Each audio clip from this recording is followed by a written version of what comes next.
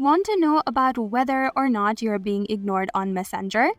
I'm Emily from Online Help Guide, and in this tutorial, I'll walk you through the steps to know if you're being ignored on Messenger.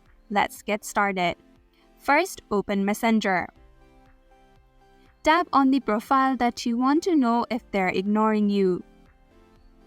If the tick mark is highlighted like so, that means the message has been delivered but the person hasn't read it yet.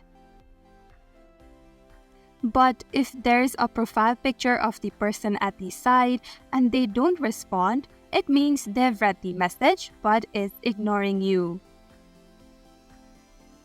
Thank you for watching Online Help Guide. Hope this video was helpful. If it was, then hit the like button and comment down if you have any questions or feedback.